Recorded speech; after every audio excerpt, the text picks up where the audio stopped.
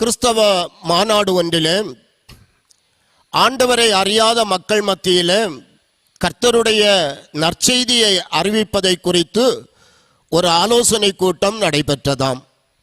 அநேக மக்கள் அநேக ஆலோசனைகளை அங்கு சொன்னார்கள்.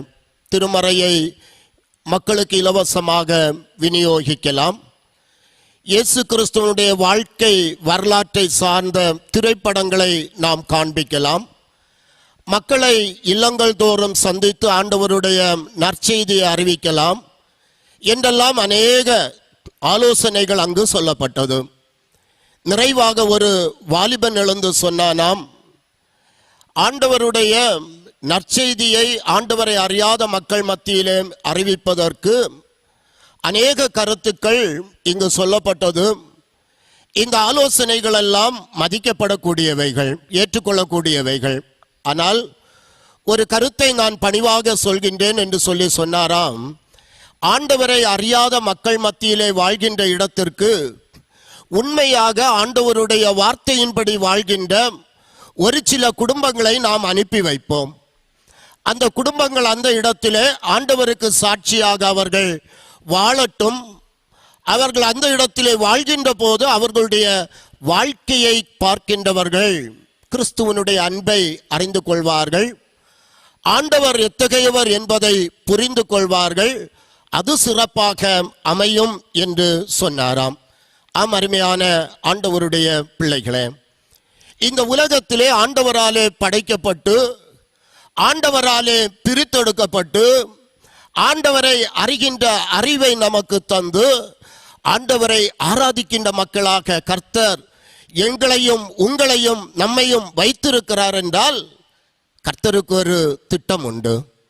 எனக்கு அருமையான ஆண்டவருடைய பிள்ளைகளே, இதை வாழ்க்கையிலே நாம் வாழ்வின் ஒவ்வொரு தருணங்களிலும் எண்ணிக்கொள்கின்ற மக்களாக காணப்பட அழைக்கப்படுகின்றவர்களாக இருக்கிறோம்.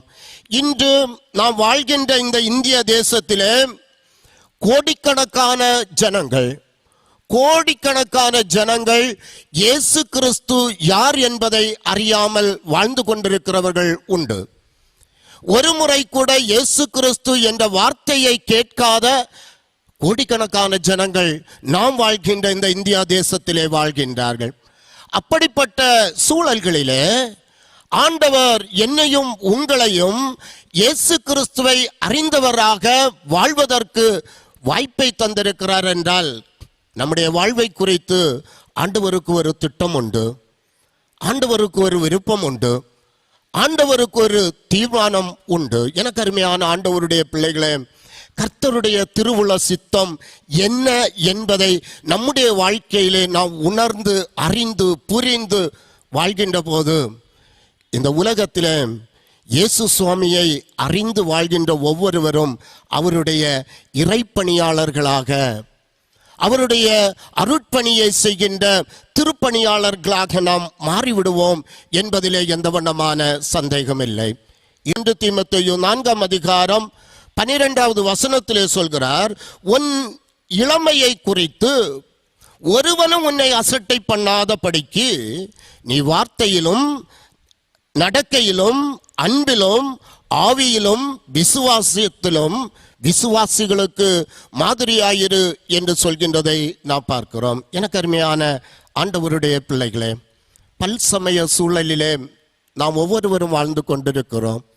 இயேசு சுவாமியை அறிந்தவர்கள் உண்டு, அறியாதவர்கள் உண்டு, ஏற்றுக்கொண்டவர்கள் உண்டு, ஏற்றுக்கொள்ளாதவர்கள் உண்டு. அப்படிப்பட்ட சூழ்நிலையிலே நாம் வாழ்ந்து கொண்டிருக்கிற போது நம்முடைய வாழ்வை சாட்சியாக நாம் அமைத்து கொள்வோமே என்றால் இந்த உலகத்திலே, இந்த சமுதாயத்திலே, இந்த மாவட்டத்திலே நாம் ஒவ்வொருவரும் கர்த்தருடைய திருப்பணியாளர்களாக மாறிவிடுவோம் என்பதிலே எந்த வண்ணமான சந்தேகமும் இல்லை.